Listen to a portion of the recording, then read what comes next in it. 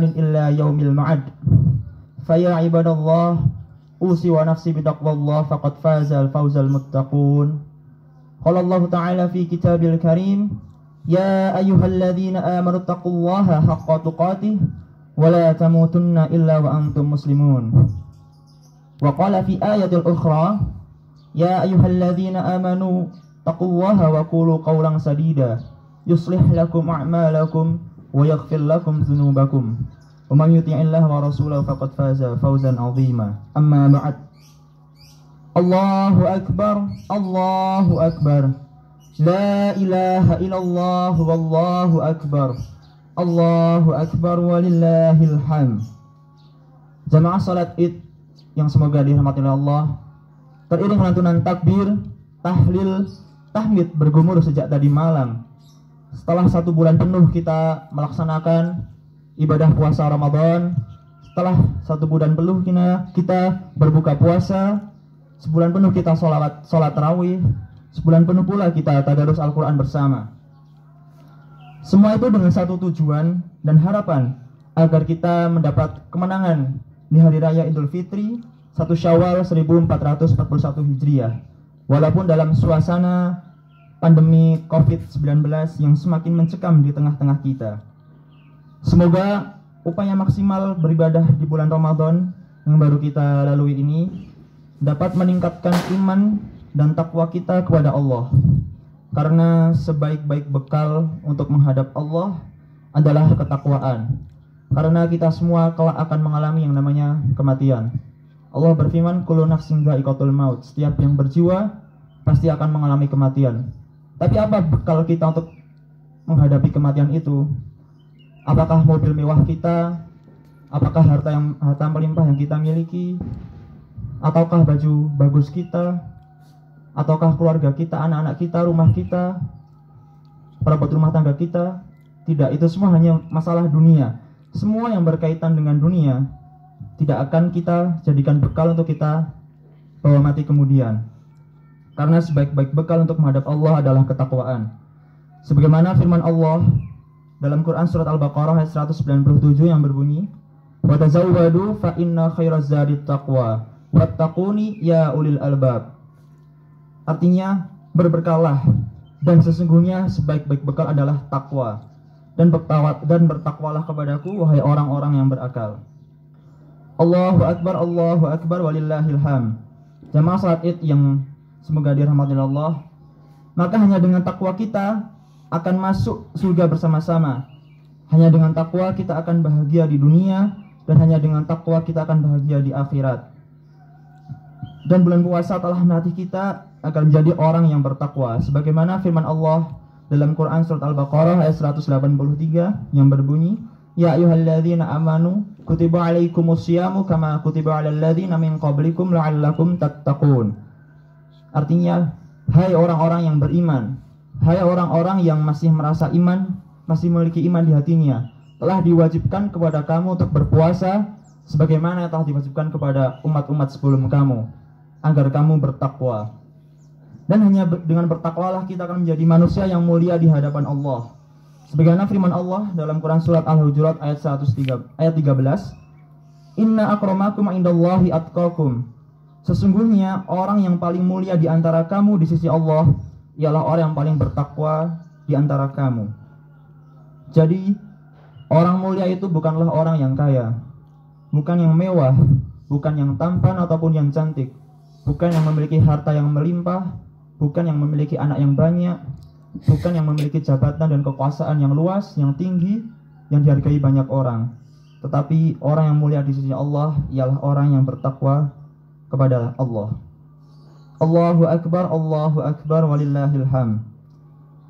Jika kita melihat kejadian wabah pandemi virus corona atau COVID-19 ini yang terjadi di tengah-tengah kita, dengan lebih 5 juta orang terinfeksi virus ini dan lebih dari 300.000 orang meninggal dunia karena virus ini, maka ini sangat menakutkan dan mencekam. Tetapi kita tidak boleh larut dalam kesedihan dan berusaha untuk selalu berpositive thinking, selalu berhusnuzan kepada Allah terhadap segala keadaan, agar muncul imun dalam diri kita dan muncul iman dalam diri kita dengan cara mengambil sisi hikmah yang menimpa kita. Jika kita perhatikan dalam 2 bulan ini kurang lebih, sekiranya ada beberapa hikmah yang bisa kita ambil dari adanya COVID ini. Yang pertama, COVID ini memaksa kita untuk bersih. Dan ini juga selaras dengan tujuan agama Islam, ajaran agama Islam, yang mengharuskan agar setiap pemeluknya, agar setiap umat Islam menjaga kebersihannya. Bukankah setiap kali kita ingin sholat kita berwudu? Bukankah jika kita setiap berhadas besar kita mandi wajib, kita mandi besar? Bukankah kita juga mandi tiap hari? Begitu juga dengan corona. Dengan adanya COVID ini kita dituntut untuk lebih bersih. Kemana-mana kita cuci tangan. Pulang ke rumah, cuci tangan, pakai hand sanitizer, pakai masker dan lain sebagainya. Kemudian yang kedua, corona ini mengajarkan kita untuk saling berbagi. Telah banyak dilakukan di seluruh Indonesia, bahkan di seluruh dunia, diadakan acara penggalangan dana, saling berbagi kepada orang yang tidak mampu, banyak karyawan yang di PHK. Nah, inilah kesempatan kita untuk saling berbagi, untuk meningkatkan takwa kita di hadapan Allah. Kemudian yang ketiga, corona menunjukkan bahwa manusia itu lemah dan tidak boleh sombong. Sehebat apapun manusia, sekuat apapun manusia, sesombong apapun manusia, Allah akan meruntuhkan sebuah kesombongan kita hanya dengan makhluk sekecil virus ini. Maka untuk apa kita sombong selama ini? Karena sombong hanyalah selendang milik Allah. Tidak patutlah kita bersombong kepada Allah. Dan juga tidak akan masuk surga seorang hamba apabila terdapat kesombongan sedikit pun di dalam hatinya. Kemudian yang keempat, corona menjadikan suami, istri, anak selalu dekat dan saling mencintai. Bukankah setiap hari ayah kita, ibu kita selalu bekerja, mungkin ada yang keluar rumah, ada yang keluar kota, tetapi dengan adanya virus ini, di tengah bulan Ramadan ini, lebih mendekatkan kita kepada keluarga, lebih memberikan banyak waktu, kesempatan kita untuk saling bersapa dengan keluarga, saling memberi kasih sayang dengan keluarga, dan juga saling mendoakan di antara sesama kita. Dan masih banyak lain lagi. Bagi kita orang yang beriman, wabah corona adalah rahmat. Sebagaimana terdapat dalam hadis Sahih Bukhari nomor 6129 dari Aisyah radhiyallahu anha, Rasulullah bersabda, "Faja'alahu Allahu rahmatan lil mu'minin." Dan Allah menjadikannya sebagai rahmat bagi orang-orang yang beriman. Asalkan kita menjaga keimanan kita kepada Allah dan tetap sabar serta selalu mengikuti anjuran pemerintah dan para ulama kita. Semoga Allah menjadikan kita golongan orang-orang yang sabar. Allahu Akbar, walillahil hamd. Ramadan telah pergi. Untuk 11 bulan ke depan, keberadaannya akan kembali dirindukan. Sebuah bulan penuh ampunan, sebuah bulan yang suasana di dalamnya selalu mengarahkan manusia untuk melakukan kebaikan, untuk melakukan ketaatan. Madrasah Ramadan berlalu melahirkan alumni-alumni yang tergembleng di dalamnya. Namun, apakah kita termasuk di dalamnya? Apakah kita termasuk salah satu alumni Madrasah Ramadan? Apakah Allah benar-benar akan menerima semua amalan kita? Maka penilaian kita terhadapnya adalah nanti. Selepas berlalunya bulan ini, akankah kita tetap menjaga setiap amalan yang kemarin kita rutini? Karena Ramadan adalah magnet. Karenanya amalan-amalan besar setelah Ramadan tertarik untuk kita jalani, bahkan kita tekuni. Sembari menahan rindu hingga Ramadan datang kembali. Setidaknya kita tilik kembali diri kita hari ini.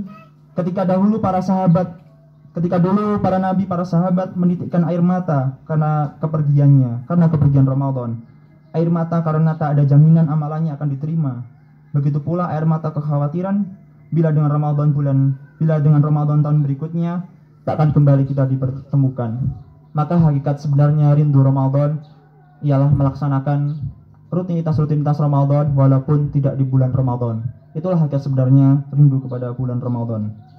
Dan janganlah kita sekali-sekali sombong apakah amalan kita diterima atau tidak, karena satupun dari kita tidak ada yang tahu, dan satupun dari kita tidak akan tahu kapan kita wafat dan kembali kepada Allah Subhanahu wa taala. Mari kita berdoa kepada Allah, semoga di hari yang penuh kebahagiaan ini kita selalu saling mencintai karena Allah, terbentuk keluarga yang sakinah, mawadah, warahmah, sehingga kita bisa masuk ke surga bersama-sama. Amin amin ya rabbal alamin. Inna Allaha malaikatahu yusholluna 'alan nabi ya ayyuhalladzina amanu shallu 'alaihi wa sallimu taslima. Allahumma ighfir lil mu'minina wal mu'minat wal muslimina wal muslimat al ahya'i minhum wal amwat إنك سميع قريب مجيب دعوة يا قاضي الحاجات يا رب العالمين. اللهم اغفر لي ولوالدي وارحمهما كما ربياني صغيرا. اللهم إني أسألك علما نافعا ورزقا طيبا وعملا متقبلا. اللهم إني أسألك الهدى والتقى والعفاف والغنى. ربنا لا تؤاخذنا إن نسينا أو أخطأنا. ربنا ولا تحمل علينا إصرا كما حملته على الذين من قبلنا. ربنا ولا تحملنا ما لا طاقة لنا به واعف عنا واغفر لنا وارحمنا أنت مولانا فانصرنا على القوم الكافرين. اللهم إني أعوذ بك من البراس والجنون والجذام ومن شيء الأسقام. ربنا لا تزغ قلوبنا بعد إذ هديتنا وهب لنا من لدنك رحمة إنك أنت الوهاب. ربنا ظلمنا أنفسنا وإن لم تغفر لنا وترحمنا لنكونن من الخاسرين. ربنا آتنا في الدنيا حسنة وفي الآخرة حسنة وقنا عذاب النار وقنا عذاب النار وقنا عذاب النار. سبحان ربك رب العزة عما يصفون وسلام على المرسلين والحمد لله رب العالمين. السلام عليكم ورحمة الله وبركاته.